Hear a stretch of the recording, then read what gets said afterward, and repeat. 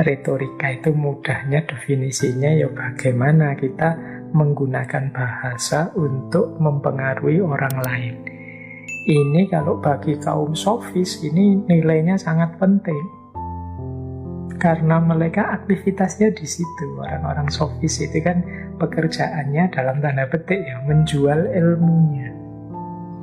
Maka bagaimana caranya orang tertarik menerima kebenarannya?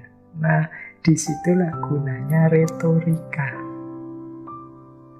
Nanti orang-orang sofis termasuk Protagoras ini kalau tentang retorika punya dua strategi. Yang pertama namanya eristik, yang kedua namanya antilogik. Eristik itu membuat argumen yang dipakai untuk menang debat. Jadi bagaimana caranya berargumen agar menang atas lawan debat. Tujuannya bukan kebenaran. Kebenaran itu nanti belakangan. Yang penting sekarang pas aku debat, pas ada yang bantah pikiranku, pas ada yang mempertanyakan gagasanku, aku bisa jawab dan menang. Nah, ini namanya eristik.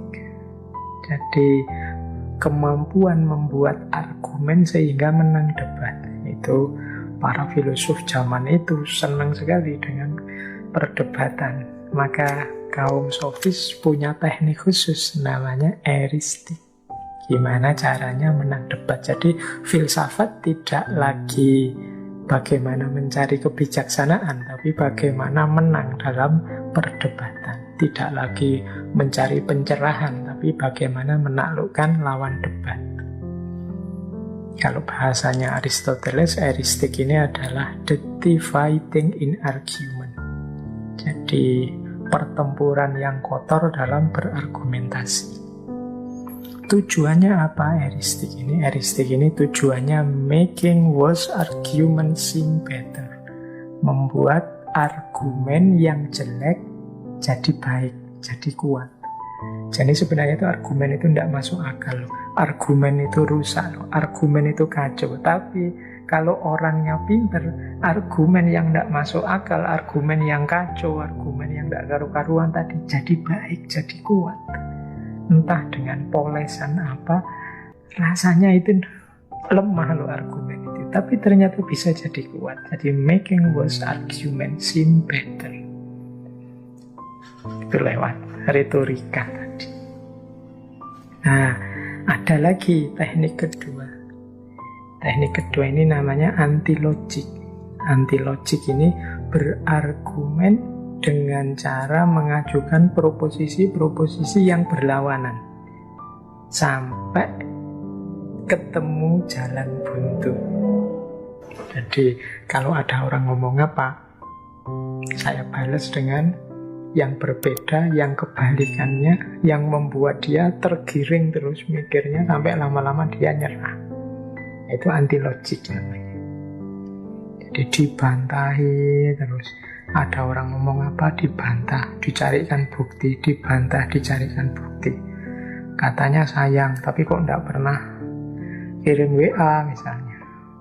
Mau dibantah, saya enggak kirim WA, tapi kan saya ini kalau melakukan itu, apa ya itu buktinya cinta? Kalau terus pokoknya dibantahi terus sampai orang buntu sudah jalannya. Katanya peduli, tapi kok tidak melakukan ini, tidak melakukan itu.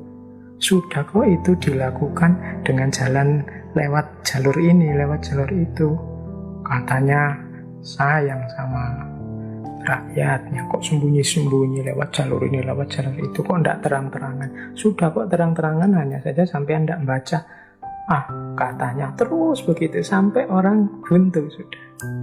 Nah, baru kalau sudah buntu, eristiknya masuk. Argumen yang tadi lemah sekarang kelihatan kuat. Nah, ini pinternya retorika. Wis teman-teman bisa belajarlah dari, kalau di TV-TV itu kan sering ada program-program yang orientasinya menang pada lawan bicara atau debat. Nah, ini monggo yang tertarik ya untuk latihan debat menggunakan retorika. Jalannya harus retorika. Tujuannya retorika itu persuasi. Jadi persuasi itu kata yang punya daya paksa. Mau tidak mau harus saya akui sampean benar, harus saya akui sampean menang, harus saya akui sampean yang lebih unggul. Itu berarti sukses sudah retorikanya. Nah, itu persuasi. Makanya orang-orang sofis suka sekali dengan retorika ini. Kita yang tidak pinter retorika merasa yang disampaikan itu sangat penting, substansi, ternyata hanya kembang-kembangan logika, hanya pembuletan-pembuletan dalam berpikir. Apa pembuletan itu? Membuat bulet, membuat rumit. Karena manusia itu kan sering terjebak sesat pikir. Kalau semakin rumit berarti semakin canggih, semakin susah dipahami berarti semakin ilmiah, semakin filosofis. Oh, itu bisa dipakai trik ini, jenis retorika juga. Biar teman-teman menganggap saya orang pintar, terus ngomongnya tak ilmiah-ilmiah kan, tak filosofis-filosofis kan, tak bikin bulat dengan istilah-istilah canggih yang saya sendiri tidak paham. Tapi pokoknya ngomong wae dengan istilah keren itu. Wah, terus orang kagum dengan saya. Wah, wong pinter ini mesti, orang canggih ini mesti. Nah, itu jenis retorika juga. Ini kan tidak substantif, wong cuma kemasan kan kata-kata itu, bukan inti kebenarannya. Tapi orang jadi percaya gara-gara dikemas dengan retorika-retorika tadi.